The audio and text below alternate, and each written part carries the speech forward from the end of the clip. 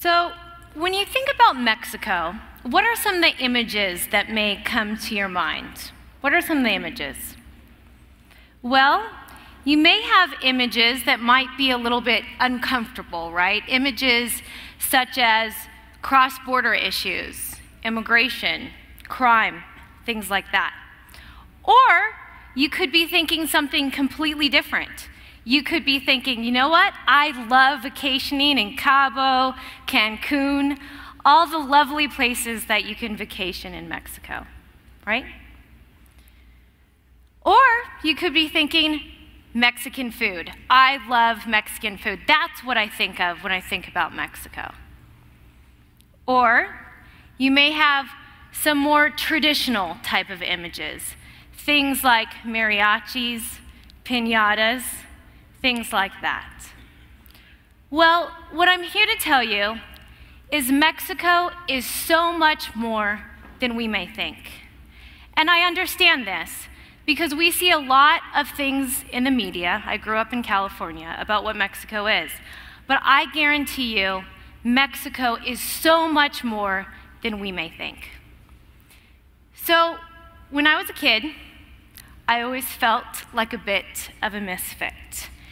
And me being a misfit has driven my passion for travel, and it has driven me to actually live in Mexico.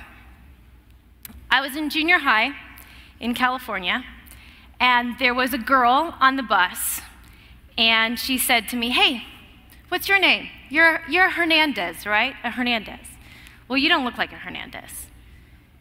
And that statement, it hurt me, because I am a Hernandez.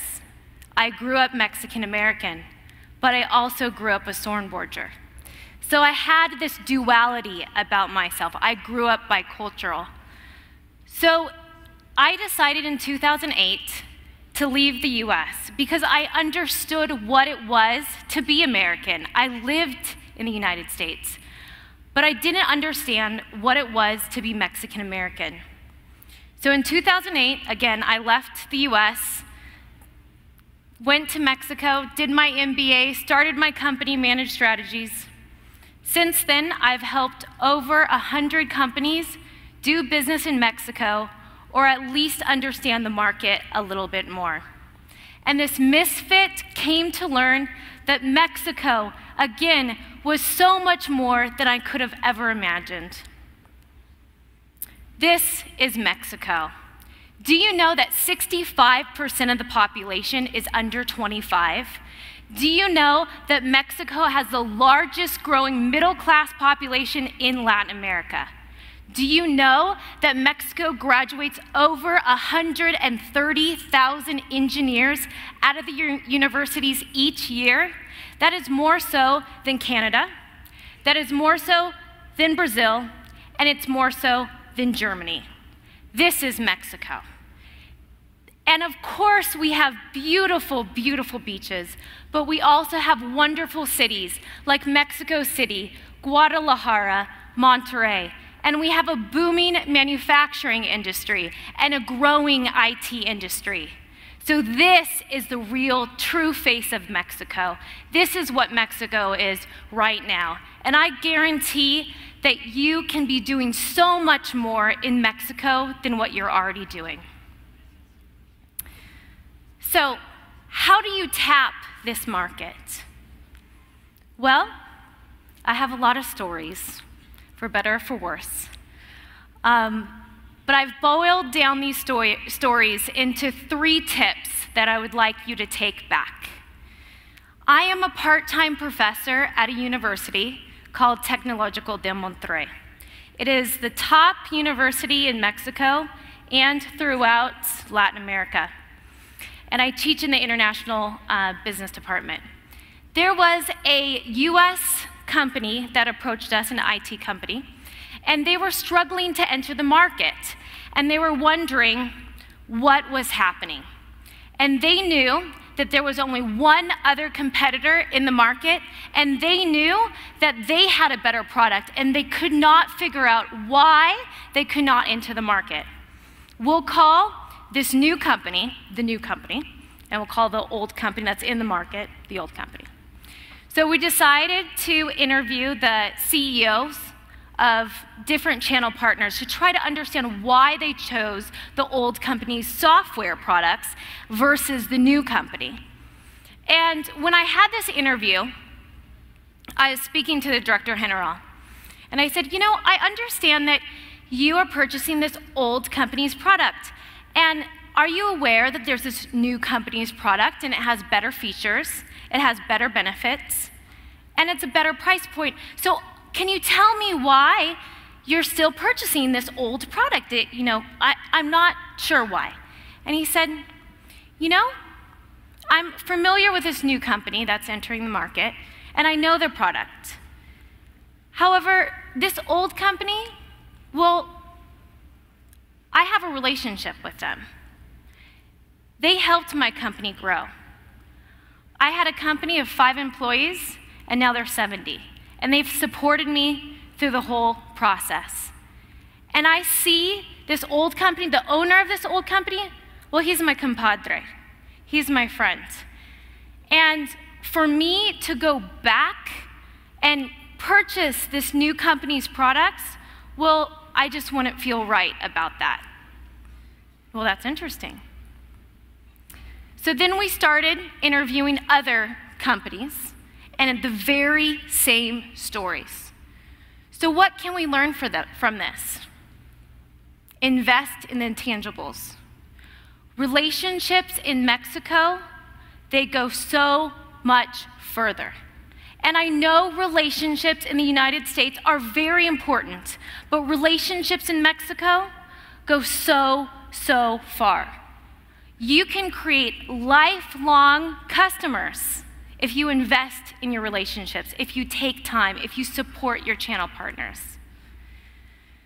So, let me tell you about a company that almost gave up in Mexico. And I know that sometimes Mexico is a challenging market. It gets frustrating. And sometimes US companies, they choose other markets because of it. So anyways, this housewares company, they called my offices. And they were having some troubles with some of their distributors. And so we devised a different plan, and we decided to go straight to the retailers. And we approached one of the top retailers in Mexico. It would be like a Bed Bath & Beyond in Mexico. And we presented the products to the buyers, and they said, I want the products now. Can you get me the products in 3 weeks? So I'm scrambling, I'm trying to get everything together, trying to get the paperwork set up, everything. And I'm emailing, I'm calling, I'm doing everything. And then the conversation just kind of dwindles off, it just stops. And I'm wondering what's happening. Oh no, did I do something wrong? What is happening? So I'm calling, and now we're at 2 months. 2 months later from the original 3 weeks, and I'm getting frustrated. Finally, I get a hold of somebody in the imports department, and he said, Cristina, I'm so sorry. We are interested in your products. Can you just give me till tomorrow? Can you just give me till tomorrow, and I'll have an answer? Tomorrow. So if you know anything about doing business in Mexico, sometimes tomorrow doesn't necessarily mean tomorrow. However, it's a positive thing, okay? So getting the answer tomorrow means they're actually working on it, right? But if you take it literally to say, we'll have the product tomorrow, we'll have the answer tomorrow, well, you might just get frustrated. So that brings me to my second point. In Mexico, if you want more, you're gonna have to try more. And you're gonna have to try more for longer. Don't give up. Keep calling, remain persistent.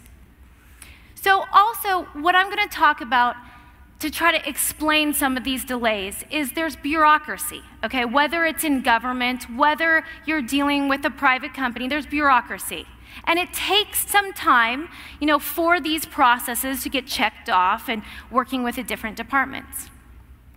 So I keep on calling, I keep on emailing, my phone rings. And now we're at like 6 months, okay, my phone rings. And it's the imports manager. And he says, Cristina, I have good news for you. However, we have a bit of a situation. Okay, tell me what the situation is.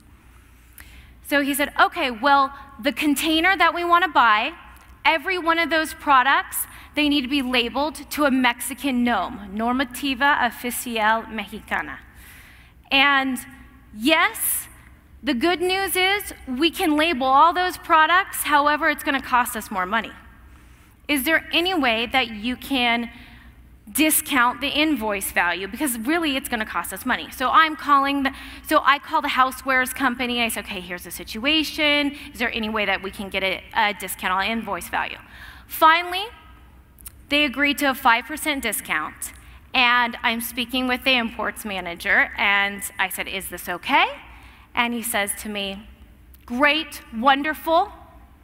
We want the products, and we want the products now. Great, now, wonderful, well, at least it's not tomorrow. So, and he said he's gonna have the invoice in my inbox today, or that day. And I was pleasantly surprised. There was an invoice in my inbox. However, there was a very urgent message. It said, we need these products urgente, right away, 2 weeks, okay? So, I'm struggling, I'm trying to get the products to the border in time to meet the 2-week deadline, and the good news is the products are on the shelf, the company's doing very well, sales are growing, and it brings me to my third point. Be flexible. Sometimes in Mexico, it's really, really painful. You're going to have to work with the delays, and you're not going to get any feedback, and it's frustrating. And then it's going to switch. Then it's going to switch, and it's going to be very urgent. We need the products right away. I think if you are willing to be flexible, if you're willing to negotiate, if you're willing to deal with those last-minute urgencies, you could be doing so much more in Mexico than what you're already doing. So, remember to invest in the intangibles. Relationships are so important. Support your channel partners. How can I help you more? Don't give up. It's going to be frustrating. Me being American, I need feedback, and sometimes you're not going to get the feedback. Don't give up, remain persistent, and be flexible. Mexico, there's a lot of opportunities. Here are the industries that are growing right now with the new energy reforms. There's lots of opportunities opening up. This is what Mexicans are spending their money on. Food and beverage, great category. Consumer goods, great category. Remember, the mean age is 28 years old. Get in now. This market's going to keep on growing. So, this is Mexico. This is the Mexico that I found while searching for the meaning of being Mexican American. I found a wonderful country that opened its doors to help me grow my business and be here in front of you today. I would encourage you to get to know Mexico as well and do business. Thank you.